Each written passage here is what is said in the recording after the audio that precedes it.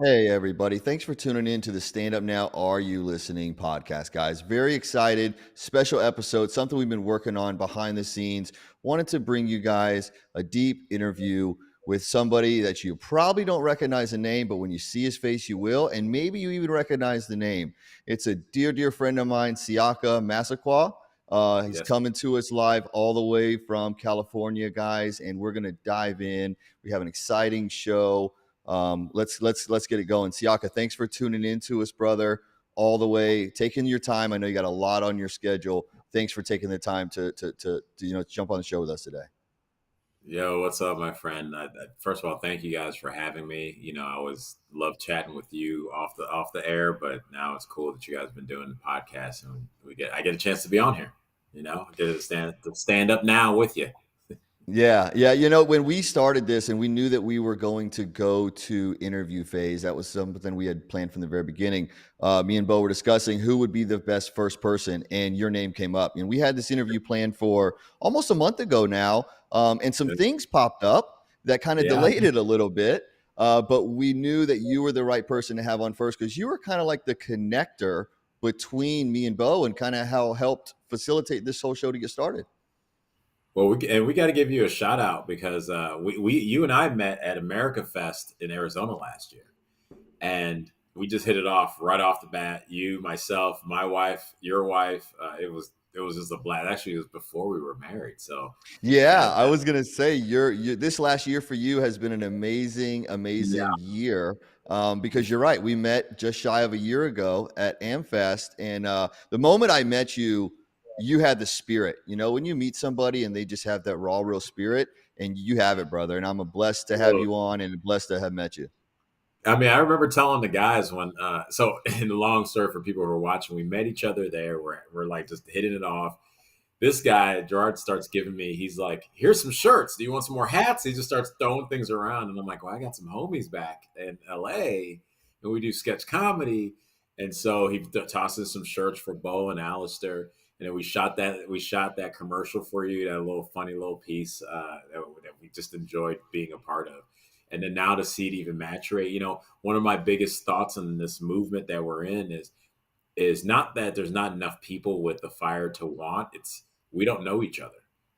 And so a lot of times we're doing some of the similar things on our own island when if brought together, it can just kind of take it to a next level. And so I'm happy that this connection's happening and we have more connections that we have made and will continue to make so that we start to develop this ecosystem where we're creating our own products like you have with Stand Up Now Apparel. We're creating our own projects like we do with What the Fact, Bo and myself, and people like Babylon B with what they're doing over there. And we're able to create our own celeb, our own story, our own ecosystem. So we don't have to wait or rely or hope that they, if you will, the other side of the fence is going to care like we do. No, you're absolutely right, and I'm glad that you said that because that's exactly what it's going to take. Is that everyday people that have these ideas, these thoughts, or these skills that they have, that they're willing to put themselves out there, connect with one another, and utilize each other where their strengths and their weaknesses are to grow, to spread more knowledge about it. And that's one thing I can say that you do very, very well. One thing I love about you is you're very funny. Your comedy, the way you deliver a message, your lightheartedness comes across so genuine and so real. And I think that's something that's missed today in comedy and in entertainment. Well, it's like when Bo, myself, and Alistair, when we got together, the first sketch we did for What the Fact was "You Ain't Black," right? It was making fun of Joe Biden making that statement. And as we kept going, we noticed how much more the left has lost humor, and how much more that it's really starved on our side. And we see the sketch comedy, see what Babylon B has done. We see people like Ryan Long comedy, and then what we wanted to establish with What the Fact is, yeah, we have those pieces, but I think it's missing what some of those other pieces are missing that I think we bring and we wanted to bring is that cool factor. Like that's literally a part of this battle is people want to follow the thing they think is cool. And so what we've had with What the Fact is that we have a little more dynamic type of comedy, and so that way we can hit on a few different levels from the cultural standpoint. So somebody can watch it, and yeah, there may be a joke in there that hints against leftists, if you will, but it's not necessarily Trump good, Biden bad. We don't just sit just like that. We find creative ways to, I would say, release the valve and the pressure valve of what's been going on in this country right now. So that's one of the, I think one of the most important parts about bringing comedy to the forefront of this movement and what we're trying to stand for. And I was like, the funny thing is, before 2020 and the shutdown, my acting was known to be more of a serious actor, more dramatic actor. After Mm. after after everything happened, all of a sudden now, people like yourself and so many other people online, they're just like, "Oh man, you're such a great comedic actor. Do you do stand up?" I'm like, first of all, I never really did comedic acting before because I thought I was a serious dramatic actor. Wow, And wow, wow. secondly, yeah, secondly, I was like, stand up's hard, man. I'll leave that to professionals like Bo and those guys. Man, I'll tell you what, you would not know that by watching what you do. I mean, you're truly a natural, at this. You come off with just such a genuine presence and lightheartedness in it. I would have never known that 3.5 years ago that wasn't your forte. So I guess something positive did come, from COVID and being locked out in your house like you guys were Oh in yeah. California, is you learn to laugh about it, right? Well, one thing that because comedy's hard, right? To make someone laugh is hard. And as an actor, as a performer, one of the what thing you work on over and over in class is how can you be more like yourself? Like myself, like what you met and who I was cracking jokes, like that's who I am naturally. As an actor before 2020, I always kind of thought I needed to get into something else a little more. When I come to find out, and this is what teachers would, and this is not on any teachers out here, it's more on me. Teachers would tell us, get closer to yourself, be more yourself. And I think that when COVID happened and everything happened there, it really forced people to remove a lot of the mask, a lot of the chains that held us back in society. And so when we got to a point where we're doing our things, I was doing it to be like, I'm gonna. This is the way to thumb, my nose up at the establishment. I know Bo was more into comedy. Al was like, he's just an artist, so he wants to create. So I was doing it to send a message. So I was taking it serious in that sense. And as Okay, things were okay. right, so as things were growing, now it's like, well, I guess I do kind of have a timing for this, and those things make me laugh, so I might as well bring it out. It just found it funny that it shed the shutdown shed so much, so many hurdles that I was putting on myself that yeah, it worked for me as a comedic actor, but actually hindered me from tapping into the comedic side that I'm better, or helped me with the dramatic stuff, but then hindered me in the comedic stuff, which I think this needed to break through so that I could engage in that side of my performance too.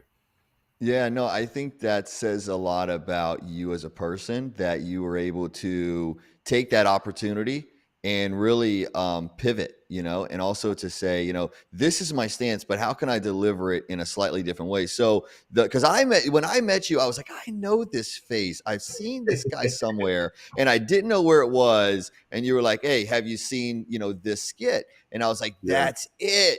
So, was that your first really like comedic big, because I think Joe Rogan, he shared that, right? I mean, that's how I yeah. saw it. Was So that that your was first comedic skit that went viral? that was the first one that went viral. But up to that point, like I said, the guys and I with What the Fact, we had been doing comedy up to for about 2 years now. It's basically since the shutdown to when I saw you.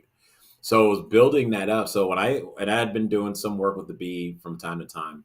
So when we got to the B and doing this sketch, this was actually the second time I worked with them. The first time, the first no, it was the third time. I'm sorry. The first time they took the sketch down. The second time I was just a little cameo walking by, and this time they were like, "Hey, do you want to play this character?" I was like, "Yeah, why not?" And I pretty much was just playing a scared leftist, if you will, and Well, so it went viral only because, like, it was just, again, everything timed out right. And yeah, again, I got to give so much credit to Al and Bo because they've been comedic actors a lot longer than I have, and even our writing process of What the Fact, our rehearsal and our production process got me to pick up the pace in a lot of the things because as a dramatic actor, you want to hold for dramatic effect. And so, very so well done, very well delivered. right. So I had to learn. I was like, you know what? I need to be a little faster. And so by the time I got to the B, I think there were definitely about 2 years of just work that we've been putting in that made them working over there that much easier. It was a little faster. We didn't have to create it ourselves. It's something I just walked in as an actor on that moment, as Yeah. opposed to, okay, what ideas do we have? So working with the guys have definitely, like, it was like boot camp to be able to go over here, do something, and then people resonated with it. I think that's amazing. Like you said, it's the preparation that people don't see. Like you said, Yeah. we always just see the stardom effect. So here you were 2 years in preparation, doing something completely different from what you had ever done before, connecting with guys that by names or by faces people didn't know or recognize. Here you got these roles. Your first role, they cut it out. You didn't quit then. You came back. Yeah. You were in a little walk around role. And I think this needs Yeah. to be shared. And I love that because everybody sees the stardom and they don't know the work and the process behind it. And they don't know that it takes that to Yeah. be successful and to be known and to get that role. So for those of you that haven't seen the skit we're talking about, this was a Babylon Bee skit that Siaka starred in. We'll go ahead and play that clip for you now, and then we'll jump back in as we dive into it more. More involved with Siaka. But here's that clip for those who haven't seen Babylon Bee that kind of started it all. Hello? Honey, someone's coming to the house. Someone's coming to the house. What do we do? What do we do? What do we do? I'm going to call the pops. I'm going to call the pops. We're recording you. No. It's okay. I'm just your neighbor. Coming by to say howdy. Oh, sorry about that. Yeah, we're not used to people stopping by to say howdy without assaulting us first, robbing us, or defecating on our lawn. Sometimes all three. The trifecta. We're from Los Angeles. Just moved to Texas. I figured. Oh, the California plates? Well, yeah, the masks. Inside your own house, no one else around. 2022. We just want to be extra safe. We feel naked without masks. We'll probably wear them for the rest of our lives. We'll be buried in them. Okay. Well, you seem like a lovely couple. Like I said, I just wanted to drop by and welcome you to the neighborhood. Why? Do you want something? Oh, no. They're, I think he's being friendly. People around here are friendly, like we've seen in the movies, right?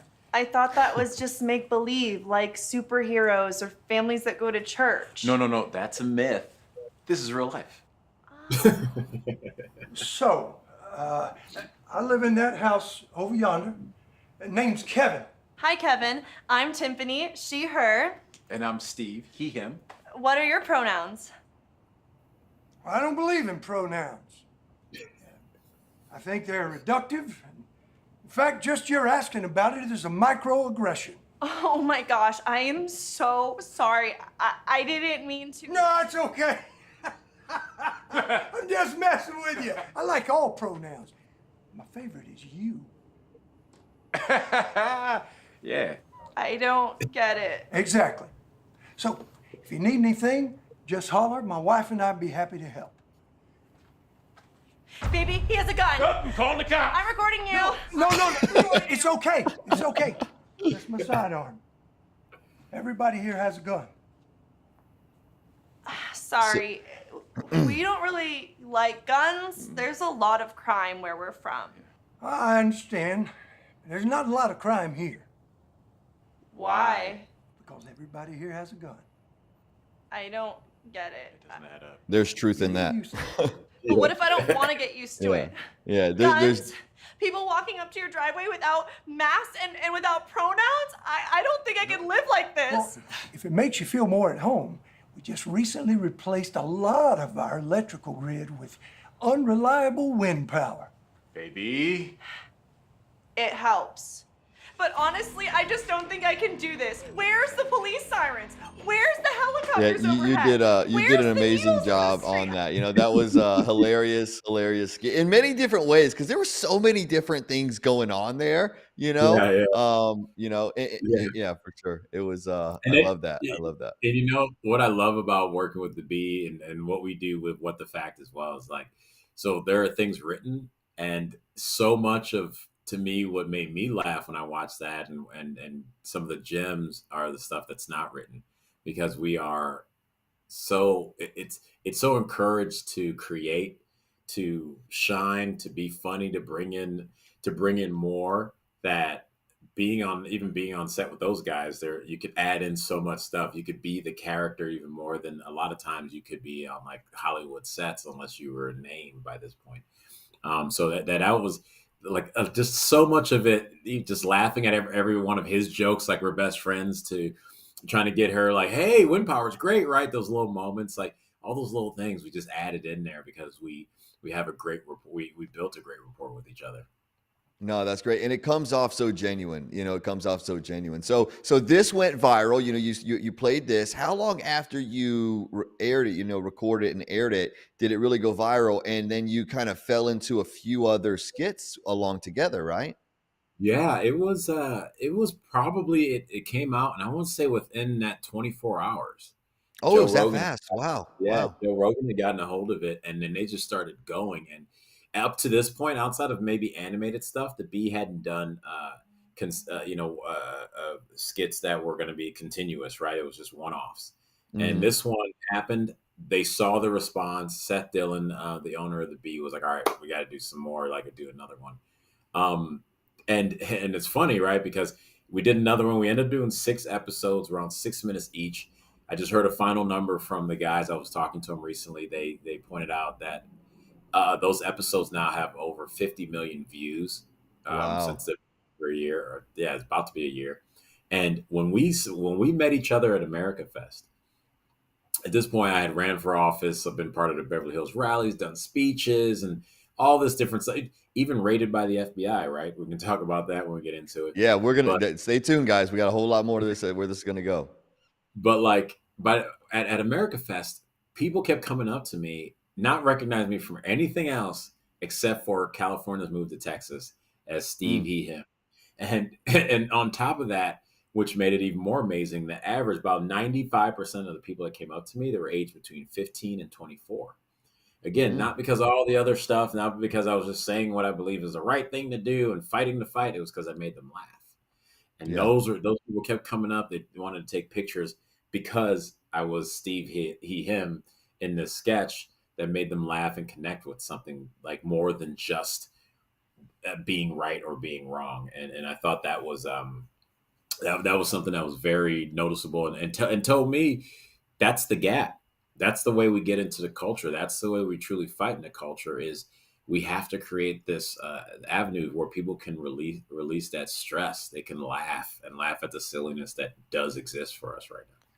Yeah, no, that's great that you noticed that because I would say that is something that's missing. If you look at, TV when me and you were growing up, especially in that, late 70s, early 80s, even before we were around, there was comedy, right? And people laughed at Right. everything, I mean, Every, it was okay. And now you don't get that. Everything is, I'm offended, or you can't talk about this, or if I mention that, then I'm automatically categorized as this. Where here you are, you're taking a lighthearted approach where it's something that nobody's really doing today, and like you say, right. when you can make somebody laugh, there's that connection, right? And they're like, Right. wow, that was a release, that was a relief, and I'm Well, sure possibly too with because you being African American and being involved from a conservative aspect, that probably too adds to it. Would you say not? Have you noticed that? I definitely, I mean, I think that right or wrong, it's just kind of what it is. Like black folks bring the cool to things. And, And you I guys mean, dance better, and you dance better, I got to which is give you that. cooler. Yeah. Which is cooler, right? No, but it's like if you look at the left, right, and this is like a marketing thing that I kind of focus on. Is like the left will grab any other different person of color or whatever, and then they'll invest in platform, and then that's the new person for the next 5 to 20 years, however long they use them. Yeah. On our side of the fence, we just kind of sit with comfortable, known idea of what it's supposed to look like, and what do I mean by that?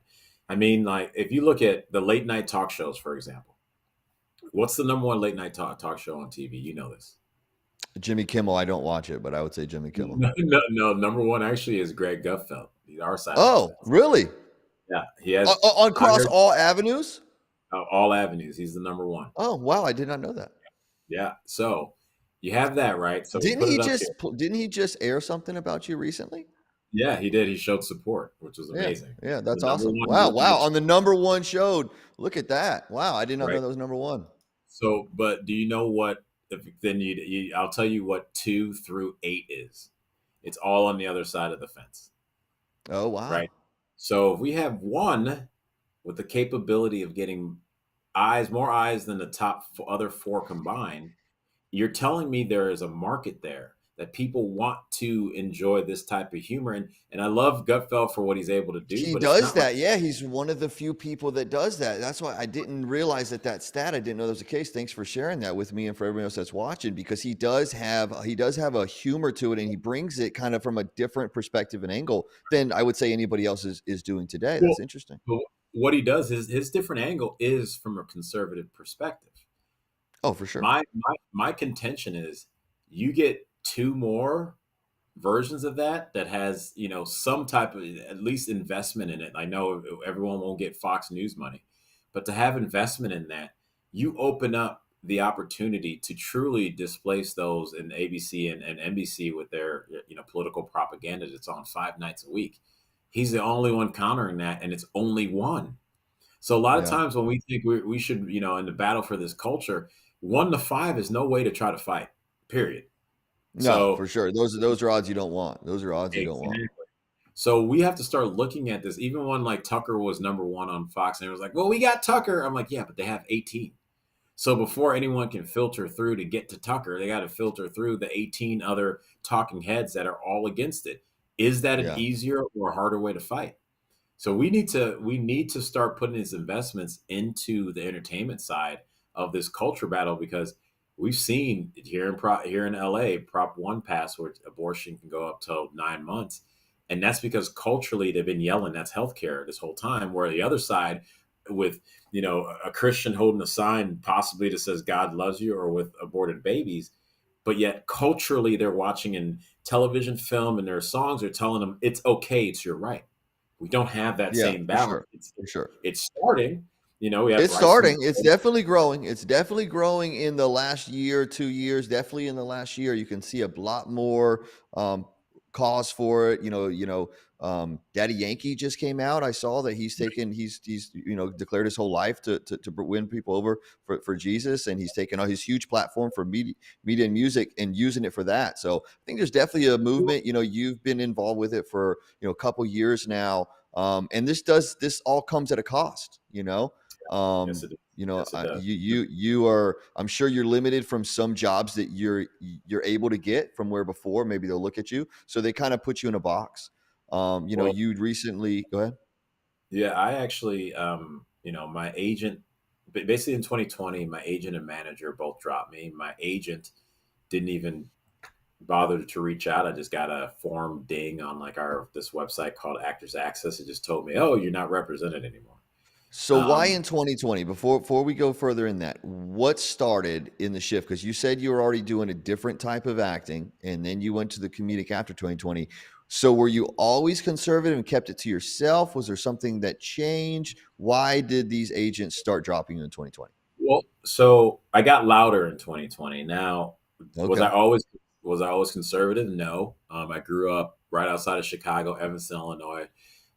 Which Evanston, a couple tidbits that I'm disgusted by. One of them is they were one of the first cities to start doing their reparations pay, but based on housing discrimination. They also just recently, the high school that I went to, that was proud of being a part of, they just offered segregated classes. Um, How I does can't. that make you feel growing up from that? Like you said, you're disappointed in that high school. So you're from your hometown, your high school had your graduating class. For them to make that move, how does that make you feel? It's like it. I looking back, I know they were primed to be those that progressive place, but knowing the experiences I've had with people there and the classes and the community we felt, it is. I don't have the correct word. It is heartbreaking. It's sad. It's disgusting. It's gross. It's sick. Like I don't have the one proper word to describe how that makes me feel. Like #1 is sadness, because I understand the community that I was raised in doesn't exist there anymore, and that community was everyone. Everyone had a seat at the table. Hmm. I had a group of best friends, right? There were four of us. It was myself, Sean, Gabe, and Jake, and everyone knew us as the guys always rolling together. And two of us are black, and or two of us are black, and two of us are white. And that to me was like the example of what Evanston was about. That like Mm. any one moment you saw me with Gabe or me with Hop or me with Jake or all mixed around, but everyone knew those four guys. Those were the four amigos, and it wasn't the option to be segregated like that didn't exist, so that we could become those types of friends. Um, it yeah And so I would say, reparations and the segregation definitely, but even reparations, that adds to a division, and a separation of class, saying that, you're different than me because of X, Y, and Z that had nothing to do with us. So we shouldn't hang together, or vice versa, saying that we're only hanging together because I'm obligated to you. And like you exactly said, growing up, I was the same way as you grew up. There was a group of us, it didn't matter, what color your skin tone was. We were friends because we were friends, because we liked each yeah other. you're a Uh, homie. yeah, yeah, and I agree. I think that that's getting missed today in society, because it's huge cultural war, and it's all just a division, division, division. So that happened. You said you saw that in Chicago. You kind of grew up there. What point did you grow up your whole life? Where'd you go to college? When did Yeah. you move to California? Well, I went to school. I got a full ride to play football at the University of Iowa, and that was a heck of an experience. I like many, I fell for the trappings of access, which was a lot of women, and even worse, a lot of alcohol. And so that got in the way of my productivity to finish school, to finish football, and I got caught up in that. But at the same time, I did find acting within college, and I was like, it was the first time I did anything that I enjoyed the process of that as well. And so I was like, that's it. I finally found what I'm going to do, and I was going to be a history teacher because I was like, well, I like kids Mm. and I like history, so let's do that. And then I found acting accidentally because I was tired of reading all these books with no pictures in it.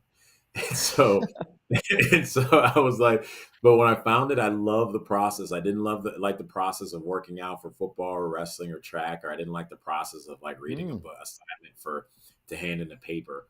But I love the process of reading a script, memorizing the script, working on character, and being able to perform it properly for others. And so I moved out to LA in '04, and I was still liberal, in that sense. I was still fighting the power. But it wasn't until 2016 of my second stint in recovery from alcohol that it just the liberal mindset didn't match with getting sober. Getting sober, you have to own your stuff. Mm. And what I was being taught, or the way the liberalism I was being taught, was part of the problem that exists in your life is the outside world, where a program teaches you it's about what you've done, what's going on Mhm. with you. So initially it didn't match up, right? And then in 2016, when I was going through when I was at start first got back to program, that winter, which was just showing how quickly God can turn your life around. That winter, like I'm back into acting, actually down in Winston Salem, North Carolina, for the National Black Theater Festival. And the first debate Trump did, and the first Republican debate was coming on. That was my first night down there. So I was watching that by myself in my room, and I'm watching this guy actually say real solutions. Like, instead of the Medicare for all, or it's going to destroy our country argument that both sides seems to use, he was like, simple answer, put it on the free market, let the market decide. And I was like, uh-oh, this guy's in trouble because he's saying real solutions. And in Mhm. the middle of the program talks about real solutions. So as I've listened to the politics, and I've always been into politics since fifth grade, as I listened to this over the years and hearing people just kind of talk from their platform, not really talk about solutions, yeah, you pick a side that you may more or less like personally. When he came out and he made that statement, I was like, whoa, this guy's about real solutions. I'm just coming into this program which talks about real solutions to save your life. So it just made sense to me. And as from 2016 to 2020, I watched people that I thought were reasonable lose their mind because this guy was elected. So that pushed me Mm. even further away from the liberal idea of like it making sense. then we can get into the fact of, yeah, they impeachment and he was the worst and everyone's racist. And I'm working with, one of the Hanks brothers, and it's a whole bunch of stuff going on there with how he starts to lose it. And I'm watching people lose it over this guy when, like, I've been poor. I've been on welfare multiple times. I lived in those areas where the gunshots are coming. And it's not because Trump's elected. It's because the policies we live in here in liberal ass Los Angeles. So I watch these things happen, but yet watch people lose their mind. It actually pushed me further away. I'm like, man, I don't know if I can be about these people. Then you had 2020, the summer of love, and I found out that a lot of major actors and artists out here in Hollywood started a bail fund to bail out these people that were destroying neighborhoods around the country, including the south side of Chicago, where my mom was living at the time. 74 years old. They were killing people, broad daylight. They shot and killed a 6-month-old around the corner from her house, like, which could have been her driving or walking down the street. I told her, Mom, that's it. You got to get out. Once that happened, for me, I couldn't be quiet anymore because I know I have a skill set to speak. I know I can galvanize in my speaking. I made a decision that August of 2020, well, I'm going to be louder and more bold with my name behind it, not a moniker anymore, like with my name. And that forced the hand, if you will, of the industry to go, okay, well, you're done. Like I said earlier, my agent dropped me. My manager at least sent a long email to talk about, basically to put it on downsizing, but which didn't make sense considering the 2018, 2019, I booked like 3 TV shows, 2 commercials, and a movie. So I don't know who you're downsizing from, but it's kind of one of those things that I just saw the negative of what was happening, and I couldn't openly support it anymore. And to me, the risk came to my mother, and so I had to be loud. If there was something I can do, right? I couldn't fly to Chicago and grab anybody and clean up the guns off the street or the gangs off the street. But I knew here in LA, I had a voice. I could deliver things in ways that people think, but haven't allowed themselves to have permission to say. And I know being black and all that stuff, you can that I can do that. And so honestly, brother, it was just this calling in my heart. It was like, I would say God to say, let's go. And I remember, I'll never forget walking my dog one night, looking up at the moon, and it was just, I can't say I heard it. It was just a feeling of, are you going to do it? And it was just without hesitation, it was just like, yep, let's go. And So everything went there. it sounds to me like you had a lot of situations that put you in specific places at different times. And you mentioned God twice just in that little short story that you were sharing with us. And I thank you for doing that, to show kind of how you were, kind of the onion kind of peeled away at layers to show Yeah. you kind of what was going on and how something you had believed. And like you said, you grew up on welfare. You grew up, on different senses. I was the same way, and I can relate to you I didn't with grow up that. on I didn't grow up on welfare. I was poor out here. Oh, so I you saw had it when you were out there. Got you. Yeah, I I came in misunderstood. LA living with this mentality, and I was like, well, I got fired from jobs, got to sign up for welfare. I got to go through this process. So I saw it Oh, as, okay. oh, yeah, that's Okay, what really, so you were in it yourself. You personally had signed up yourself and were like, I can't live like this. I got to make that change. yeah, Wow. seriously. So you mentioned God twice in that, and I'm glad you did because I do want to go down that road with you. That to me is highly important, and that's one thing that I noticed with you from the start was your spirit. Your genuine spirit that you have, and a balance from you. You have a light that shines. Where does your faith? Did you grow up in the church? Was your mother, raise you a certain way, or was this something that you found throughout your struggles with sobriety and things of that nature? All of it. Okay. You literally hit all of it, really. So what happened That was, was by chance, guys. I do not know this guy. We haven't had this conversation, so I'm glad to be able not to this share it and one you guys to specifically, listen. but it was funny though, because when my mom just told me a lot of this stuff, I started learning more about my family history the last 3 years, actually. And my mom told me, I went and shot a movie in Liberia in 2017. And when one of the scenes, that's where my family's from, is Liberia, West Africa. And one of the scenes is in a church called Providence Church, which is the main church of Liberia, which I come to find out that's where my grandfather was the main pastor of. His name was literally sitting on the wall while I'm in here doing the scene. I'm In looking the over. in the church, hold on a second. So in the church that you got booked to do a movie in 2017, you go to Africa, the town where you originally are from, Liberia, and your grandfather's name is on the wall of the church? Yep, grandfather and my uncle.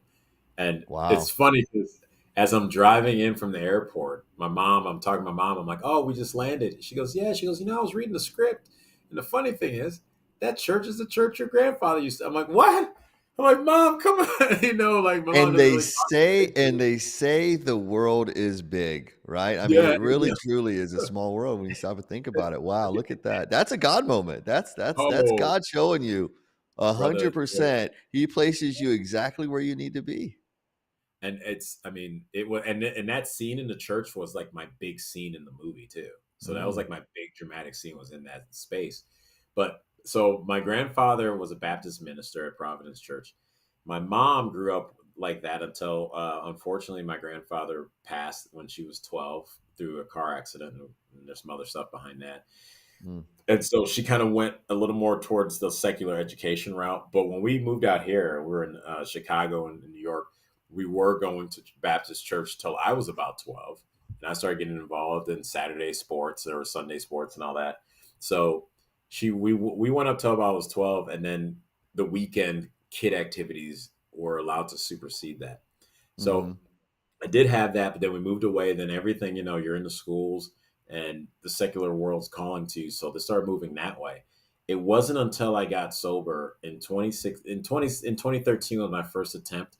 And I had, God, you're saying the prayers and doing all that, but I always gave myself an out, right? I was always like, uh, I just said I will stop drinking now. I never said for the rest of my life. That's what I gave myself the out.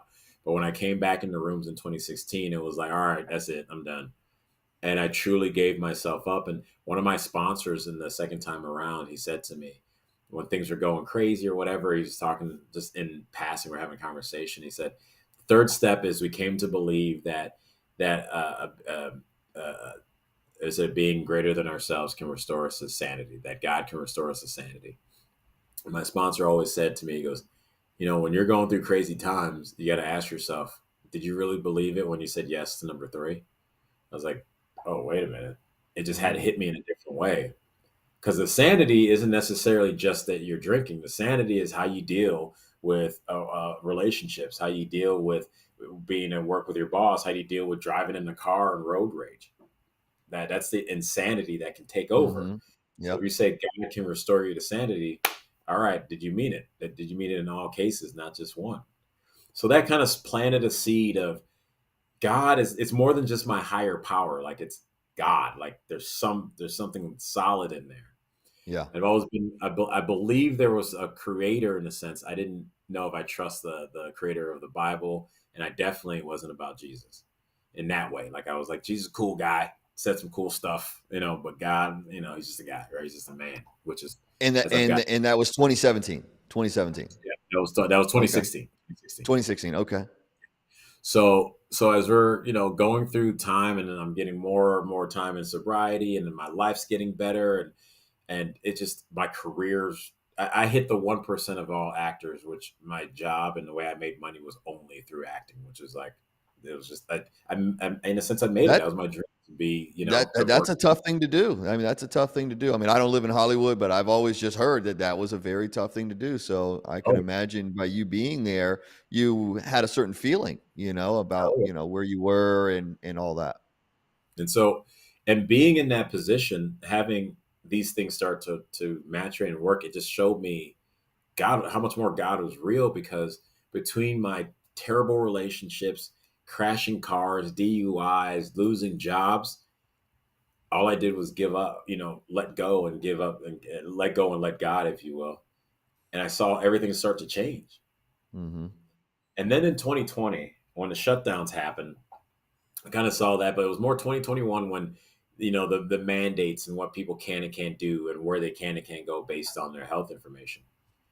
And and in the rooms of recovery, they were having people like, you can't come in unless you wear a mask or unless you have a certain, you know, uh, uh, status on your vaccinations. And I Mm. remember how hard it was just to walk into a room because you have shame, you have guilt, you have embarrassment all over you before you Mm. walk back into those rooms or walk into those rooms for the first Yeah. time. Yeah. And it really broke my heart that people out here, they started to do work rooms like that because it really, people were dying. They call Yeah. the rooms of recovery like the last house on the block for a reason. It's not the Hmm. first, not Yeah. the second, or Yeah. the middle. It's the one you're like, oh, well, this is where I got to go. For And they sure. were denying that based off 99.7% survival rate. Mm. And that upset me. That bothered me.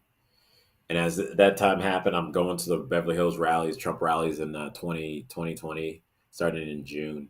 And as I'm going to the rallies, I'm actually around more Christians and more Mm. people of faith and more pastors. So now I'm seeing the thing that helped save me in program basically start to shine brighter in the standpoint of the like hearing parts of like what the pastor was saying, which I'm like, wait, that connects to what I learned in program. Yeah. Seeing how people community the community they're having. I'm like, wait, that connects over there. The dots are And being connected. The dots are being yeah, connected. yeah, and it was something where it made sense. And when I had that moment I told you about where I'm walking my dog that night, I look up at the full moon, and it was like the question was, "Are you ready to kind of in a sense?" I look at it move forward even harder, and it was just like yes. That next day, I'm driving over the hill with my best friend, and he goes, "Hey, I want to show you something." And he pops on Dale Bigtree and Alex Jones, and he goes, "Hey man, check this out." And he hits play, and Dell and Alex are talking about, hey, people ask you like, how do you have the energy for this fight? And they're like, it's the spirit, man. It comes in you. And you know how Alex and me, the spirit, I love it. And Dell's like, I know. They're just like super excited. And Mm. like, we don't get because of spirit. And I stopped it. I stopped the video and I turned to him. I go, why did you show me that? He goes, oh, I was just hearing it this morning. And I thought it would connect to you. You needed to hear this. I was like, bro, this happened to me last night, man. Mm.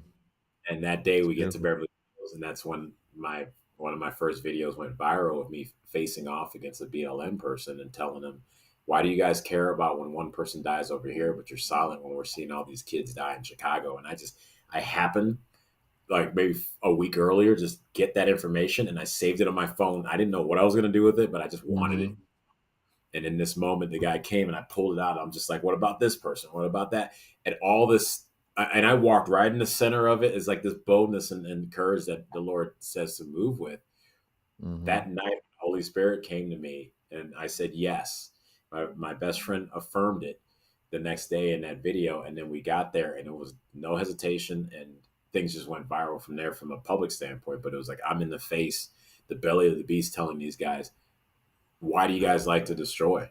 Why don't we try to create? Why don't you try to go support those that look like us, young black men, that are dying by us, young black men? Stop. Care about these 15, 16, 17-year-old kids. Stop saying people die every day, which Hmm. that's what you cared about in that moment, but they don't, they want to burn down the whole community because of one guy by one other guy outside of the community, if you will. Yeah. So that was a real, like, let's go moment in the fact that just trusting in the Lord and being trying to be as obedient as possible to Him and seeing this, like you could feel the push to go and be vocal, be louder, be in front, like Hmm. go. You can do it. And, you know, uh, by God's will, none of this is, even the issues that have come my way, none of it has felt bigger than me, if you will. Like I had never felt like, oh my goodness, I can't handle it. It was just like, all right, this is the next place. This is where we are.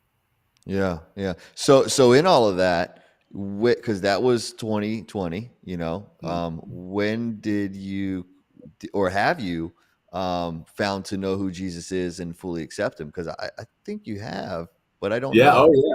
Oh, yeah. Okay, Now I because you have. missed that part. Because you okay. So when did that come about? Because like I said, that spirit that you were just talking about, Alex Jones and the gentleman Sharon, that's kind of the interaction that me and you had when we first met for the first Yeah. time. It's Yeah. funny you say that because it was, and that's how I knew that you did. But you said, you were talking about. So go ahead But and share. When was so if you want to share? When was that? yeah, no, I love it. I love it. So in 2020 and 2021, I'm going through this whole process. Amazing. In that August of 2020 was a real turning point for a lot of just to go harder, be more bold and putting myself forward, not like a moniker. And at the same time, I went to this church, Which, by the Godspeed. way, I don't mean to cut you off, but which, by the way, I love that you do that, because if you know the word, that's what we're called to do, is to Oh yeah, be bold and boldly declare, yes. So I love that you saw that even before you accepted Jesus, you saw that that's you were being called to do that. You were a voice, Well, you had a purpose. well, the funny thing is so I got sober in 2016 for my 5th anniversary, right, which lined up to 2020. A good family friends who the wife reaches out to me my sobriety date is March 15th, 2016, and every month on the 15th she reaches out, congratulations. So but 5 years in, she sent me a bracelet that was like had my sobriety date on it, but it also had on the back Joshua 1:9. And that's when I first started seeing the whole thing about being bold and courageous. Because at this point, I had, you know Bible verses from what's on the public square, but not really know it for yourself. And it was Yeah, the yeah. first one I was like looking at, like, whoa, that's pretty cool. It means be bold and courageous. Because I'm your Lord God, and have I not commanded you? I'm not saying it verbatim, so sorry, guys. But that was something that was kind of always ringing up to that point. Mm. And I went up to Brian and I, my friend, we went up to Godspeed Church in Thousand Oaks. And it was one of the churches here in California that stayed open. And they were being attacked by the state. They were being, given fines. And my buddy asked me, he goes, hey, man, do you want to go? We're supposed to go see Charlie Kirk at another church, which was exactly 1 minute opposite the house. So Godspeed was 44 minutes. Chino Hills was 25 or 45 minutes. So it was no real difference in the drive. And I asked him, we're supposed to see Charlie Kirk, and he's like, hey, just so you know, they may be giving out tickets to anyone who's there. And I was like, oh, I don't want tickets. I'm not working. I'm broke. And, and that's what I'm I'm, thinking. I'm like, you know they'll be what like, though? I'm trying to get saved. Yeah, You're going to be not spending have if to I go over pay, there. No, yeah. right? And I was like, and I want to go see Charlie, right? So then I asked him in my head. There's a voice like, well, ask what would Jesus do? And I asked my friend, I go, I was like, what do you think Jesus would do? He was like, oh, he'd go to the church that's being persecuted. I was like, damn it, all right. So we went up to Godspeak, and we're there, and I'm debating against people out there being like, why don't you leave me alone, America and Bill of Rights and freedom, and I was more about that. So I Yeah. finally walk inside, and I'm walking walking in front of this lady, older lady. She tells me, I asked her like, oh, which way we're going, because we had to go in a different entrance than they had for security reasons. Mm. And she's like, oh, I'm following you. I was like, uh-oh, this is my first time. She goes, well, I just drove in today from Arizona because God told me to be here. I was like, wow. We do the sermon, the service happens. Afterwards, she grabs her Bible, which is all written like crazy all over it. And she opens up to Ephesians 6, verse 10, which is the armor of God section. And she opens it up and she circles her book. She wants to circle mine, but she circles her book over and over and over and says, you need to find a pastor to take you through this because you're going to need this. God's telling me you're going to need this. Oh, And wow. it was in August. And I can go down a quick list. September 17th of that year, I was put on the Secretary of State censorship list for doing recall for Gavin Newsom. February, I got a $300 citation for being outside doing a recall, standing away from people not wearing a mask. And then we get into the stuff that happened when the government came after me themselves. But that moment, she said that, I grabbed that Bible, and I had that Bible for a while. And it wasn't until I met my now wife, Charlotte. She was a friend from the Godspeak said, hey, Siaka, we need to find you a good woman. I was like, you know what? I know. She's like, things are coming. You got to find a good woman that'll help to solidify everything. I'm like, yeah, sure. And so then this girl and I started talking online from Instagram, and she mentions this girl, Charlotte, time goes, hey, I go to Godspeak. I'm like, oh, so do you know my friend Simone? She goes, who's Simone? And I'm thinking, wait a second, Simone was setting this up. No, it was just happening. So Mm. Charlotte and I started seeing each other. Within a week of seeing each other, she was like, do you want to go to church with me? I was like, sure. She's like, let's go to Godspeak, because that's the church she was going to, because her church has shut down in Santa Monica. So Mm. we started going to Godspeak the winter of 21. And the January 1st, 2022, I got baptized in the pool in my backyard. Mm. And Nice. the Bible that was given to me in August of 2020, I still have today. And now it's a little more full. Wow, look at And that. That's how And they're supposed to look, guys. That's a study Bible. Yeah, he's been because using that. her and There's I power. decided There's power there. well, we just finished the New Testament about probably 3 months ago now. No, 2 months ago. We started reading the Bible together once we started dating. It took us about a year and a half, and we read, through the New Testament together. Now we're starting back with the Old Testament. But I have now, if I don't know if I can be able to, people will be able to see. So if you can see here, it's highlighted, but that Yep. is Ephesians 6 and on about the armor of God. Yep. And 10 I on. ended Yep. up that lady wanted to write. Now this Bible was completely fresh when she suggested that, and it took me about 2 years before I sat down with the pastor and went through it. And now we had to have the baptism, but right before the baptism there was this defeat the mandate event in downtown LA. I was fortunate enough to get a chance to speak there. I'm driving back home, and this was November of 21. I'm driving back home, and as I'm driving, I see a tanker. I'm just kind of chilling. I'm feeling good. Got the crowd feeling real good, and I thought I was able to get people in good spirits. And I look up, and I've been going to church with Charlotte, but just kind of on my own journey about Jesus. And I look up at this tanker, and it just said on the back of it, "Jesus saves." Mm. That was it. That was it. I was like, yeah, he You does. you you know when you know, right? It just made sense, man. It just Yeah. made sense. And I was like, it just washed over me. I started getting emotional. I'm in the car by myself at this point because Charlotte's driving in her own car. And I'm Mm. like, seeing this. I'm like, he does. And it just all made sense, man. It just all made sense. And I'm driving by, and I see the driver looked like a little Latino guy, and he's just kind of like minding his own business, driving his truck, his tanker. And I'm looking over because I just had a revelation, right? And I wanted to share with him. So I'm like, yeah, Jesus says. And I'm waving, and he's just not even paying attention. I was like, wait a second. He doesn't, he has no idea who the heck I am. Like, why am I? And, I'm like, oh, yeah, that's right. He doesn't know or care, but it's fine. And Yeah. thank you. And I remember as I go past him, he had it on the front of the tanker too that said Jesus saves. And it Mm. just, man, that was when I knew Jesus was my savior in the car, seeing that sign right there.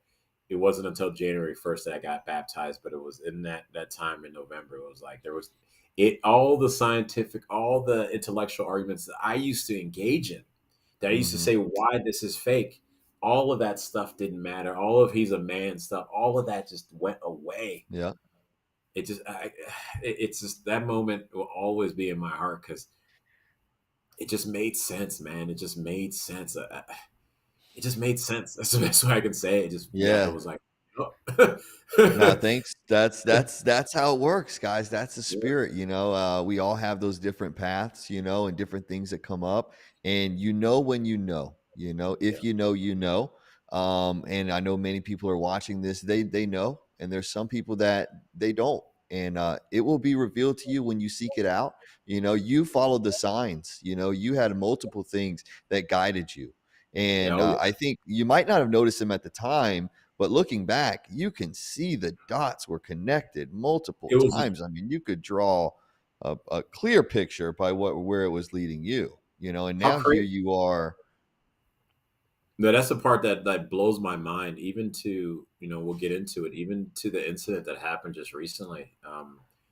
Everything you look back, you're like, man, the Lord was just right there. The Lord is moving it here. Like to not. Here's an example: to be out of work from the industry since 2020, and to have had the fortune to still travel the same amount of time that I've traveled when I was working has been nothing but God, because these travel dates and where I've been have been amazing moments to help to move the kingdom forward and help to move our cultural fight forward. So the fact Amen. that we still had opportunity to go to these places and not have to, pick up that job that you hate just to get by, Yeah. it's all been God. That's all been God. He always provides. He always Yeah. provides. I think sometimes we get so bogged down in the Stuff. physical, the things that we need to see or what would make sense, right, for us to line up.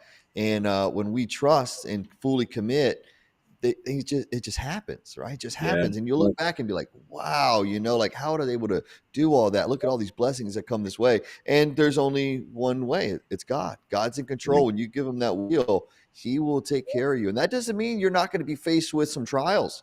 You're faced with a heavy one now, probably one that you maybe saw coming, in the last little bit, kind of waiting in the background. And for those of us that watching that don't know, just recently, Siaka was picked up, leaving. You were out to Nashville, wasn't it? Nashville No, for it was the back in Burbank.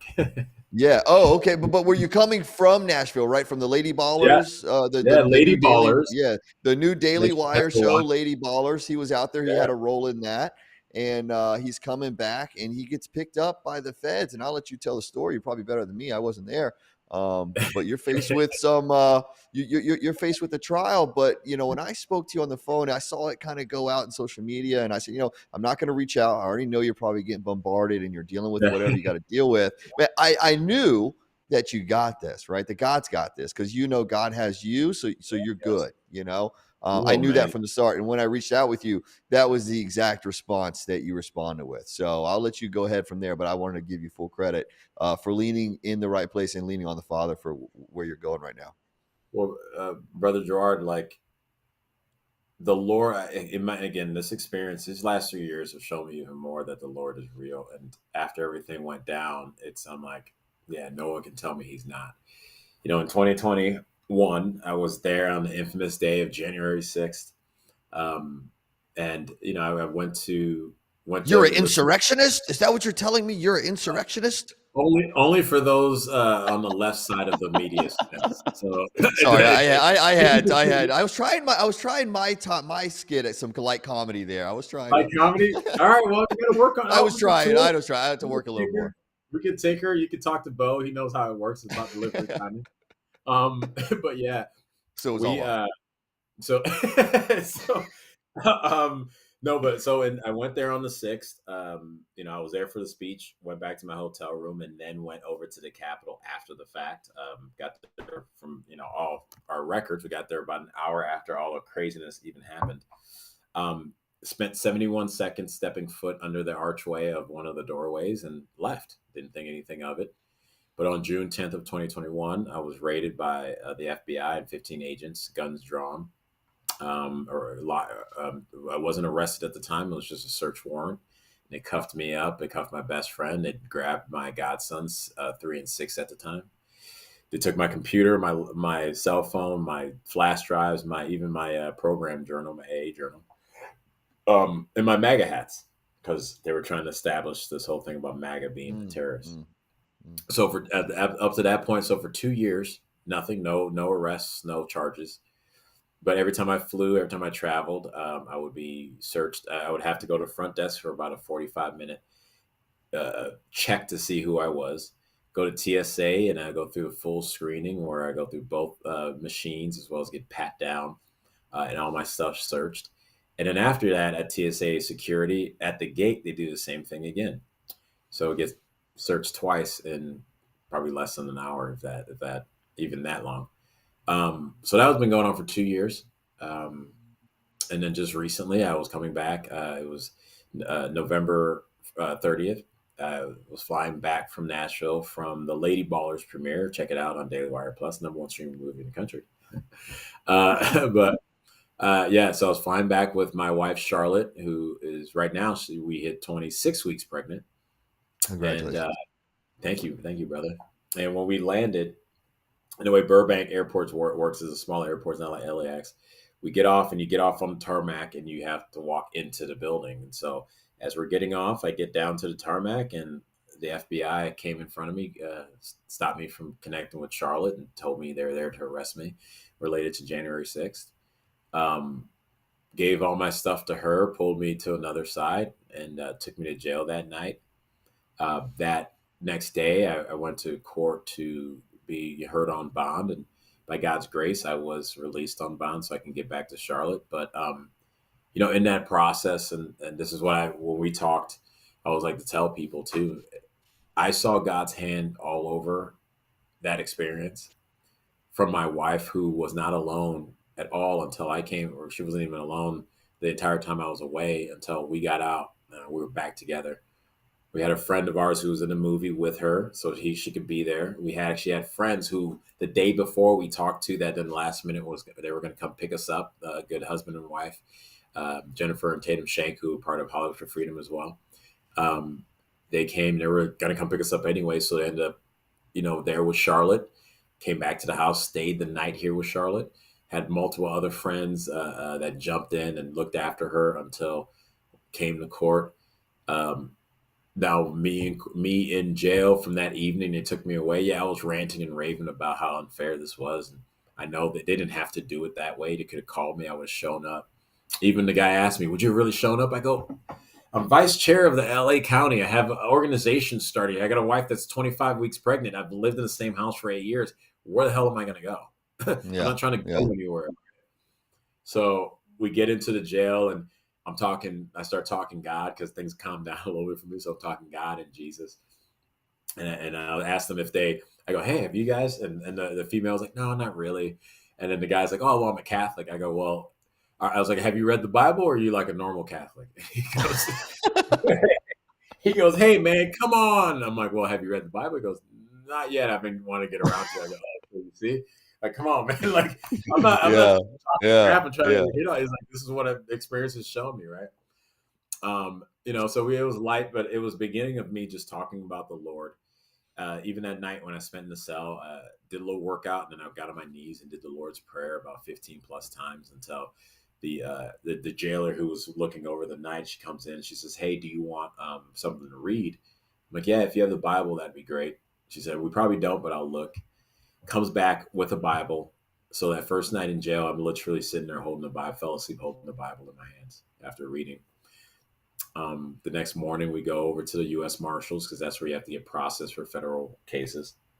And go to U.S. Marshals, and I'm ranting and raving and saying, I remember telling them, I go, this is so silly. I was like, I hope you guys stay on the right side of the idea spectrum because it sucks to be over here cuffed up because you just think differently. Yeah. And so then we went in and I got processed in the marshal's office and I got my own cell and I was going back and I was going into where you can meet with your the district attorney or whoever.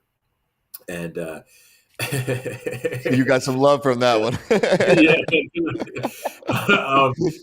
And so again, it wasn't me. It was the facts of the case, right? He admitted to it. Yeah. And so we're sitting in that room and I'm sitting in that room. The clerk comes in first so she can get information to get back to the judge about me. Then a public defender comes in and I'm like, no, I got representation. But we didn't know that we could have a pretrial conference this early. So my lawyer didn't know. He leaves and I'm just kind of sitting in a room. I knock on the door because it's like a little 4x4 room. And the sheriff or the marshal comes by. I go, hey, I'm ready. He goes, give us a minute. We're busy right now. I was like, okay. So I'm sitting there kind of just wishing that my lawyer could come early so we could have a conversation, but can't see him until 1 o'clock. That's when court's going to start. This guy comes busting in the door, holding his travel bag because he red-eyed from Florida the night before to make it here just to see me for a little bit and tell me we have representation here in California ready to rock. He leaves, and as I fall on my knees, man, and I just start singing that song Gratitude by Brandon Lake as loud as I could. I love that I'm song. in that room and I'm singing it, and I don't care who hears me because it's just the truth. The Lord is working. Mm-hmm. And we go back in. And first we come out and I'm supposed to wait. And the way they do is you come out and you stand against the wall, facing the wall. At this point, I'm cuffed at my wrist, around my waist, and to my ankles.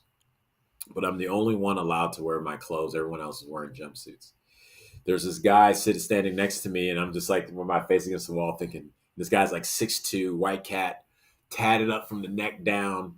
If it was a TV show Oz, the prison show back in the day, it'd be like, oh, he's part of the white supremacists. Like. It was like that's who he was, right? That's what it looked like. And we're walking back to our cells. I see he noticed me. I notice him. Whatever. We walk back to our cells. Come back out to be taken over to transport. We're lined up again to say he's still there behind me as we're walking. He goes, "Hey man, nice shirt." Now on the shirt that I was wearing, and there's pictures out of it now that we've used for articles. On the back of it, it says "Jesus saves," and it's a cross. Right. So I'm literally in chains with a cross that said Jesus saves on there. My man behind me goes, hey, he goes, I like your shirt. I go, oh yeah? And I just start talking Jesus. I'm like, well, God saved my life. Jesus. So we're going, he's like, oh man, me too. I just start reading the Bible, and we're just rapping about the Look Bible at the that. entire Look at time. that. We get into transport, and then we start talking about the Bible. We start talking about the books Count of Monte Cristo, the Lord of the Rings trilogy, and then a couple other people start jumping in. Oh, this is a great book. You should read that book, and this, that, and the other. We get into courthouse, and a lot of people may or may not know, when the person comes out from the back to be heard, they're in a holding cell back there.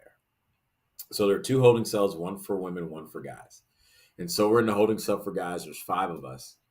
And we're just kind of talking. We keep talking about the Bible. And before we get started, the big dude who looked like, the white supremacist, like, white national in there, tatted up from the neck down. He's like, we're all talking. He turns, he goes, hey man, can you pray real quick?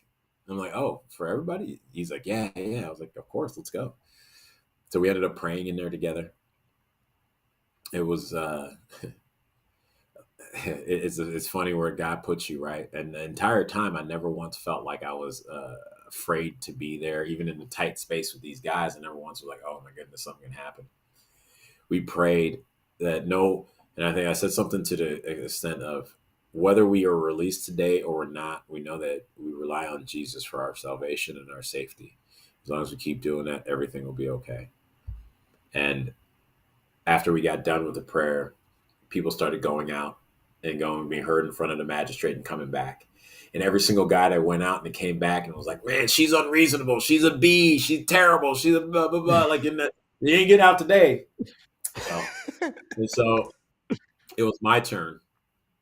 And I'm going, and as I get up to go out, literally, and this was just to me the beauty of how the Lord works. Every single guy they're like, hey man, good luck. We hope you get out. Yeah, man, good luck. They're like kind of rooting for me as I'm like going out to be heard, which was just wild to me. I go out there, as soon as I walk out, 15 people came there to support me just for my bond hearing, all stand up. Boom! All stand up together, including the pastor that married us, a couple people running for office, Nick Searcy, who did capital punishment, actor in Hollywood. There's a few women there from our church, Godspeak, and my wife walks, as I'm walking, shuffling there. She grabs her Bible. She's wearing an all black dress. She has my ring sitting on her necklace, grabs the Bible, and just sturdy as all gets out, walks around the corner, the bench to sit next to my lawyer. We walk by each other, give her a little quick kiss. And everyone's standing there. And I personally wish there was like someone recording it, because to stand there and to have all these people behind me, and I could see in the reflection of the plexiglass that we're standing in front of, people just stood there for like an extra 2 or 3 minutes before, like they sat down as the proceedings went on. We were fortunate enough to, the judge was like, yeah, we let him go pretty much, with some stipulations, but. So you didn't even have to pay. You didn't have to pay a bond. You got released on your own recognizance. You just no. ROR. So they did a signature bond. So okay, it was 5,000, but they dropped it down to 1,000, and that's Charlotte's name on that. And everything else, like, oh, you can't travel out of the state without permission. This and the other. So I leave to go get processed out. But this is how amazing God is, because he was still working. So I was supposed to sign a piece of paper to say, yeah, I did it in the court. The DA was supposed to sign to be like, yeah, it's cool. We're cool with it. And then give it to the clerk. I left. The DA left. So if nobody did any of that, I'm stuck all weekend. One of the ladies from church, who about 2 years ago, 2 years ago, she named her car after me, which is funny. Her little speedster, she takes off. Boom! Starts running around the courthouse looking for this DA, finds him on the phone in the parking lot heading to his, about to get in his car. She grabs him. We need you. By the way, court was about to end and close in 10 minutes, so it was going to be done. It wasn't like, oh, we'll go get somebody else. That was it on a Friday. Yeah. So they grab him, bring him back. He comes over, signs. The clerk's like, I gotta catch the train to get home. Other people are like, we'll give you a ride, and they let my lawyer sign on my behalf. Mind you, this whole time I left going, I'm out. I'm out. I didn't know any of this was happening until I got down and I get out. I'm walking out an elevator, and it's a big, like kind of middle entrance for the courthouse or for the marshal's office. And then my wife is standing there, and my lawyer is standing next to her, and they're just by themselves. It literally was a scene out of a movie. I'm walking out in this clothes I've been wearing for the last 2 days basically, and she turns around and we give each other a big hug and kiss, and we walk outside, and there was just all the people that came to support just started kind of coming around the corner. I don't know if anyone's seen Buckaroo Banzai, but it was like the opening scene of that where people were walking and then just people were just kind of coming together, and it was just like more people were coming in, and I walk out and they're just coming up, and we give each other a big hug, and it was just it could be That, like nothing but the Lord the way that all worked out when I look at it as a totality. yeah. Um, and glorifying him while I was in lockup, right? Because I thought to myself, what am I going to do? I do like Job. It's not just you don't just do it when you get winning the lotto. You also do it when they're repoing your stuff. Like it doesn't matter. Yeah. You go Yeah. to the Lord, period. And that's all I was going to lean into in that moment. No, I think that's amazing. It shows your spirit and it shows your trust and knowing of the word, because here you were just like kind of Paul and Silas, right? So they sang and praised, and prayed. When they were in jail and the walls came down, and I think today when people read that, they think about it in the physical sense, right? The doors just Yeah, bust wide open and they walk yeah, out, but that doesn't mean that those walls aren't coming down. Here you were. You're able to get released. All those guys, they weren't. They were coming back and forth. Oh no, I'm not. You're not going home today. You were able to get out. And then I think too, I know that when you're telling me that story about all those people that were there and they all stood up, right? That's kind of like the army of God. They're just saying like, they're there. I got your back. Everybody's right. got your back. And So I think it was your dedication, your faith, your trust in God, and your unwavering, because it sounded like you never doubted when you were in there, as much as hey, you're upset, but you were able to conversate. Like you said, you weren't at fear, in the situation where, you've heard the stories that people have been faced with. And even now today, as you share the story, your spirit is just so raw and so real and so genuine that there's no doubt that, who your savior is, yeah, and that you're free because of it. yep. And also the timing of all this. Like as a storyteller, I look at things as the overall story a lot, and in these last 3 years able to see it even clearer, and I think that's because trusting in the Lord. But the timing of this, the arrest warrant was issued on November 15th. They waited 2 weeks to do this. Even after I already got booked my flight to head out to Nashville, they still waited because they've been tracking me for 2 years, so I know they knew everywhere and everything that I was going to do. In their attempt that I see to embarrass and to kind of sully like they did initially with the raid, the timing of this happening right after put a level of attention that I've seen other people not have, and I know I wouldn't have. And to Mm. try to raise money and get support that we have so far, if it was 2 weeks ago, or even if it was this week, it wouldn't be to the same level that we've seen it happen right now.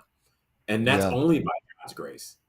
Yeah. Because I'm just it baffles me No, to and, go. and that's amazing. That's amazing that you see it like that. And I would agree, because timing is everything, and God, it's all on God's time. It's not Right. on all time. He plants those timelines. He knows the days, the hours, everything, And like you You know said, what's if it crazy? hadn't have been, go ahead. I was saying what's crazy. You talk about what we're planned for, right? That raid in 21 got me prepared for them coming back, because both times I was like, I wasn't shocked that they were coming for me. I was more upset the way they came at me, right? Because I'm not a dangerous person. I'm not a violent person, but they came as if I've been trafficking children. I've been trafficking guns and drugs. That's how they came at me. And it's like the videos you'll see of me going, oh man, look at this. All right, we're out. I'm listening to you. Like 71 seconds. They came at me with all that. Yeah. But to see how everything has moved, even though they're coming at me, and it's something I said in interviews the last 2 years, people will be like, are you worried they're going to come? I go, look, evil is going to evil.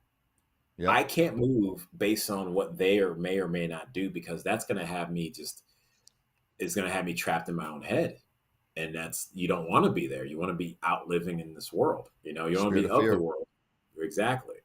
And so, in which God tells us, do never, ever. And if you live in that, you don't have the Spirit of the Lord with you.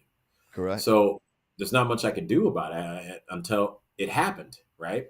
So to Yeah. see we're in that movement, in that moment, and to see all the things that fell into place for this to happen, the support, people like you, people like Jason Whitlock, Jeremy Boring, from Babylon or from the Daily Wire.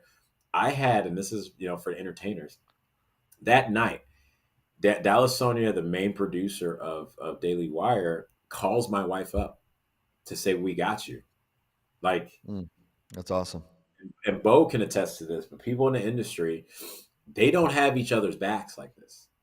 So there was a hint of an allegation against Johnny Depp, and he made over $1 billion for Disney, and they dropped him without even thinking twice. Oh yeah, for sure. They want to distance themselves anytime. That's beautiful. That's beautiful. And then I had this group with Dallas and these guys that I did a small part in their movie. And the next day when I got out, I talked to Dallas, and he's like, I just want you to know we got your back. I talked to Jeremy about it, and that's when Jeremy put out a statement on Twitter, on X, and he goes, we're not embarrassed by you. Please just keep talking about the movie. We love you. We need anything you need. We have your back. We wouldn't be considered friends if we didn't. And it blew. I've been in the industry here since 2004. Awesome. It blew my mind, man, that this new world of entertainment can exist and exist with integrity. Yep. And I saw it. There's power in that. That's amazing. You're in the forefront of that. And, I think that, God picks those people that are capable of seeing those things and that can withstand and withhold. So, with everything you've gone through and everything that you've shared here, for you to be at the center of this and seeing the difference and knowing where you stand, where your faith is, that's beautiful, that you can proclaim that, see that, and the whole time you're telling your story, there's one Bible verse that kept popping in my head. It's, what you got? No weapon formed against me will prosper. Right. It just kept popping in my head over and over again as you're sharing that story. And I know that to be true for where you're at. You can just tell and see it. So you've been able to raise, you said the timing is everything, the legal fund that you're going to need, that you've done your research on, that they've told you what its amount is. You've already raised, there's a Give, Send, Go link, guys. It'll be it will be in the bio of this, but just now you've raised 115,000 of the 125. Is that what it is that you need? No, we did 94. We're at 94, 95 right now of the 115. I'm sorry, 95 of the 115. Yeah, but you think you're actually going to need a little more than that, but you set that at the 115 is what we were talking about. Yes. Yeah. I mean, we don't know what can happen. Look, at the end of the day, too, and something is important. When they arrested me for 4 misdemeanors. One including knowingly entering a restricted area or Capitol building, disorderly conduct in a restricted area, disorderly conduct in the Capitol building, and parading in the Capitol building. Okay, now, so I don't mean to interrupt you right there. So after reading those, let's play the video of you walking in, if you don't mind, so people can see and line it up with the charges. Let's just play that clip real quick if we have it ready to go. I'm trying. The door is fucking just not saying. Yeah, this is just the beginning, man. I'm literally trying to move. It's like the bad turtle head. You gotta take it. So there you're kind of crammed in the middle there. It looks like. Yeah, right at the doorway, right there. See all you're the cops. You're just through the threshold of the door. Like literally, you're like, let's go. I'm gonna switch it here. You see all the cops. Oh, wow. Okay. You're just inside the threshold. What are you, like 2 foot inside the door? Here, listen to this. Yeah. I say there. Well, I was gonna say I say right there because they tell me, hey, we need you guys to go there. I go, okay, we'll do it. We see we're being reasonable, and then I turn around and go, all right, guys, let's go. And then you hear the guy behind me go, and this guy's been helping us out to get people out. I heard that. Yeah. So how am I knowingly trespassing if as soon as any authority? Because we actually played when the House released all this footage, a couple weeks ago on one of our episodes, we broke down and we showed the entry, you know, when those the door was made open. Actually, it was the windows that were busted out first, and then people jumped through the windows, and then they opened up the door, right? So you came there. It looks like completely different. If you guys haven't seen those videotapes, go back on one of our episodes. We have it broken down. But there was thousands of people walking those hallways where those cops were. It Oh was yeah. flooded with people climbing through the windows. You walked up and just walked 2 feet in a door, and they're charging you of those 4 misdemeanors comes from that. Yes. That was after everything was kind of watered down. So you must have, because that was after the cab. You had some lapse in time then from the time Yeah. you decided to go there from where everyone else had been. Right. I right after the Trump speech, we walked. The friend I was there with, we went back to the hotel, which was the JW Marriott across the street from the Freedom Plaza. That's about a 15-20 minute walk. I'd probably say it was about 20 to 25 because we were part of the big group and shuffling. We're just kind of like, oh, okay, we're getting there. I get back into the hotel, and as we're hanging out and I'm warming up because it was so cold that day, I just remember my feet were so cold. I turned on the TV because I'm like, oh, let's see what the TV says. Let's see what the news media is going to say. And I turn on, of course, MSNBC because they're the furthest left that you can turn on. And I saw the way the reporter was talking about the people there. And I was like, they're like, it's being very violent. And, there's shots were fired and there's blood on the ground. I'm like, she's lying. I was like, she's lying. We just left the group. We were singing, I'm like, she's lying. And so I'm like, I'm going to go down there and I'm going to find that camera crew and tell them that they're full of it. Right. Yeah. So that's my reason of going to the Capitol. My reason of going to the Capitol isn't because Trump was like, go down there and peacefully and patriotically protest. No, I was done. I've been going to rallies since 2020. And I've been like, yay, stop this. I've been kind of over the stand and chant. I was Yeah. So I headed down there to go find this camera crew. And as I'm walking down, people are walking back, and I'm like, oh, did people leave? Is it over? Mind you, this is my second time in DC. And I've seen people in MAGA in DC just roaming the whole area. Like it's just, just walking like it's nothing. And so people are like, no, they're still there, and get closer and run into a couple cats that I've known from Beverly Hills. And we got interviewed by a lady out there. And all of a sudden people start singing a national anthem. And there's like the American flag on one side of the scaffold, biggest one I've ever seen in real time right there. And I'm like, wow, this is amazing. And then I start getting closer to the Capitol itself, and I'm walking around. And before I get closer to it, one thing I did see that matched Beverly Hills was there were guys at 2 different places that would grab other guys and yell, "Come on, let's go!" and like screaming, but pushing them forward. Where we know leaders tell you to follow me, they don't pull you forward and scream. And there was the same thing that happened in Beverly Hills, where 2 weeks earlier, these kids were part of Antifa screaming at us, trying to get in our faces. 2 weeks later, when barricades were up there wearing Trump outfits on our side, screaming at Antifa to get them mad and get us mad. And I was like, and it looked like that same thing to me. I'm like, this is weird. Yeah. And so you see in the video, I'm walking around, I'm listening to people, they're ranting their stuff about this government, they're hiding, they're like cowards. Like, yeah, man, looking at windows that are busted. And then that doorway, which now, like when you look back at all the footage that come out, that was one of the first doorways they did break through, or they jumped through the window and came out. I didn't know. I had no idea because I didn't know it all went down like that. I had no idea about a storming or anything like that. Yeah, you just walked up. Right. And people were just kind of meandering in like they were going to a football game or a rock concert.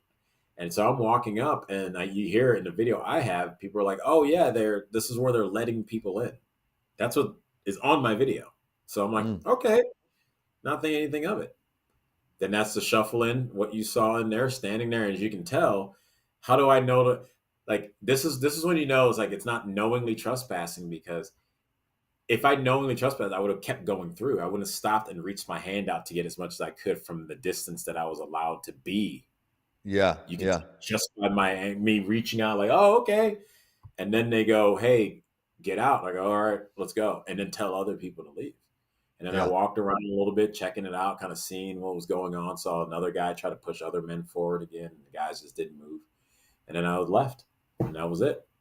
That was it. So, wow. And so you have a raid, 2 years of surveillance, and then set up an operation to arrest me at the tarmac of the airport. So how much did that 71 seconds cost people? Yeah. For people, and they're taking people off. We know now with Operation Quiet Skies that I've been followed by these air marshals, and by the head of the air marshal herself. She said we're off terrorism cases to follow January 6ers. Mm. So how much money See, is truly being lost, and how much safety is being eroded because jeopardized. Yep. yeah, they're coming after Yep. 4 misdemeanors. Yeah, at a time that we know we've had over 280 known national Terrorists. terrorists cross the border, Right. millions upon millions that we don't know that are in, and yet we want to spend this money to go after American citizens because their view might not align with the administration's view. So, man, well, there's no doubt that you you're going to be good. You have a calm and peace about what's going forward. I love that. I'm looking forward to seeing you in just a few days. In Yeah, God's will, that you're able to make that trip. I know you still got to work that out a little bit. I yeah, have full a faith little that you're bit. going to be there. I love that you had the time to come on the show. Something. I had a few questions that I want to just spitfire at you. I know we've gone on for a little bit of Yeah, yeah. time. And I was like, You wait a shared. second, I got work to do. Wait, okay, but we Oh, can I do know, it. I know, I know. No, you shared two Bible verses during the conversation today. But do you have a favorite one? Do you have a favorite scripture that you lean on and draw power from? Honestly, man, it's the two. It's literally it's Joshua 1:9, which I have here myself. About have I And not don't feel bad. commanded? I'm bad with it too about knowing exactly. Like I know the verse, or I know like Oh, the I'll read it. paraphrase. But you go ahead. I have I have my Bible with me, so I have the There cheat you code. go, ready to go. Have I not commanded you? Be strong and of good courage. Do not be afraid, nor be dismayed, for the Lord your God is with you wherever you go. And then Amen. the That's other a good one, one. honestly, the other one is Ephesians, the armor of God, and it's it just hits me, because I've seen it, and I Yeah. said in other interviews, the agents weren't the bad guys. They weren't the guys to grab and be like, "You guys are breaking the Constitution." It's like we aren't wrestling against flesh and blood against these principalities, because I Mm, saw some of these guys are like, "Ugh, I know they're just doing it," and they're like, "Look, we know you're not a threat. It sucks, but we got." And it's like that's what gets me into starting on 6:11. Put on the whole armor of God that you may be able to stand against the wiles of the devils. For we do not wrestle against flesh and blood, but against principalities, against powers, against the rulers of the darkness of this age, against spiritual hosts of wickedness in the heavenly places. And a lot of people miss that spiritualness against spiritual hosts of wickedness in the heavenly places. That's the evil. That's the enemy, the devil and his spirits. The heavenly places, that's us. That's in correct. our body. And Absolutely. so that one, and then there's more to go on how we do it to defend. But that Yep. made that part right there, especially when I'm dealing with people online, people making their comments when they came right there. It's like it's not you that I'm actually fighting against, and it connects to my AA life because we found out the alcohol is the disease. It's not the person. Yes, Hmm. I have to deal with anything I did while I was under the holds of that, but it's not who you are. And so Yeah. these people who are caught up in the transgenderism, this liberalism, and this Marxism, it's not necessarily them. It's the wickedness, right, in the heavenly places. So Yep. then I believe it can help us move with grace with people, even when we want to grab them and say, "Can't you just wake up?" But it's about I think also that fortifies you to not jump over there and do stuff like that, right? Because man, man, that person's really hurting. That sucks. I hope, Yep. like I can say, Jesus loves you, and then maybe we can go from there. So, those two verses of be bold and trust in the Lord with His grace that He's going to protect you. And we're not fighting against people, guys. We're fighting against these crazy, maddening ideas. Yeah, no doubt. It's a spiritual battle. It's a spiritual battle every day, big and small. There's Yeah. tasks and things that come along in every one of our lives that we have to put on that armor. And I didn't know that. So I'm sure you really did enjoy that gift that you received the other day. I didn't know that that was Oh, one of your bro, favorite verses. bro, like you. So many Wow. times, I Yeah. don't know if people tell them, but it says armored. You got a new shirt coming out. It says armor, Ephesians 6. 10, and that's actually the armor of God. And he sent that over to me, which I should Yeah. be wearing, but I wore it yesterday. No, So. no, no, no. Oh, I'm glad you wore it the first day you got it. So you're Oh, I good. You're did. I good. did. Honestly, Yeah. I did. I So, was like, man, I'm gonna wow, look wear at it. that. See, that's how the spirit works. That's how the spirit Telling works. I you. had no idea. I designed that shirt. I've been playing with the design for a while. I designed it, and the first person I said I'm going to send this to was Siaka, and Oh, yeah. So that's wow, that's beautiful. That's how God works. That right there is amazing. I love that. he's real, man. He's real, bro. He's real. W- He's just real. One more little thing here. Are you a Psalms or Proverbs? Where do you go to first when you're looking for something, or do you go to other? Are you a Um, Psalms or Proverbs? I'm a Psalms, but I do love my favorite proverbs that can, to me, compete with that is Proverbs 30. I always like to say my wife is a Proverbs 31:10 woman, and so That's beautiful. I actually anytime just bought my wife a necklace with Proverbs 31. And you I see. love that. Yeah, I So it's love like that. I want to, especially talking to a lot of these kind of feminist women this day and age, or people who are infected by it but don't even really buy into it completely. I go, trust me, God wants you to be out there working too. Here it is. Be this person. Proverbs Yeah, 31:10. yeah. But Psalms 23 is my wife and I's. That's our Mm, psalms. Right? So Psalms beautiful. 23 is very important for us. Beautiful, beautiful. And one last thing off the Yeah. off of the Bible, your favorite Okay. role that you've done. I know you've had some mega skits ones, but which role do you enjoy the most out of anything that you've done? May it be something that maybe isn't as big out there, but give our audience and people that are listening something to go research and Google your personal favorite role that you ever done. Honestly, I would say it would be two different roles, and both of them are our first two sketches done with the guys and I with What the Fact. The first one was You Ain't Black, and it was just kind of, it spoke so much to how I grew up, where I liked certain things, and people would be like, black people don't like hockey, and you're like, you know, black people don't like rock, and I'm like, oh, okay. So that was the first sketch, the You Ain't Black one, and the second sketch we did was dating the government. That one, oh, and I played the government. I was dressed up in this all black bodysuit that just had government on it. And the different moments that we hit on that one, like it just, those are my two favorite parts to play in the sketches. And it was just ridiculous to me. So, yeah, but I have so many that I love playing because we've done so many creative things. But because those were just so very simple, I think they always stick out to me. And they were early on in our work together. So, yeah, those are my two favorite ones, that playing characters that didn't really even say much. Yeah, I love that. We'll definitely check those out. And man, Siaka, I really enjoyed you coming on, brother. It was truly a blessing. And I got to give credit to Bo, my co-host. Bo, hop in. You've been flipping the scenes behind the camera there, keeping Yeah. everything in line. I appreciate it, Bo. Really amazing. And like I said, Siaka was the connector. Oh, other side. There we go. Siaka was the connector between me and Bo. And making this all happen. And this is just the start of something amazing. I'm looking forward to connecting with you all three, meeting Bo for the first time here in a Yeah. few days out in AmFest. I know Siaka's going to be there. It's going to be great. If you guys are headed out there, stop by the booth, stop by and see us. And if you haven't already, donate to Siaka's Give, Send, Go, guys. Help him out. Support a true Christian, a brother in Christ, a patriot. Help him out, guys. Every little bit adds up. If you don't think you can do a lot, every little bit adds up. So, Bo? Wow, I was just going to say the link's down there in the corner. It's givesendgo.com/Siaka. Guys, go donate there. Yeah, and I wanted something we do on the show normally, Siaka, is we end every episode with a prayer. Okay. I know we're going to have you in the prayer request.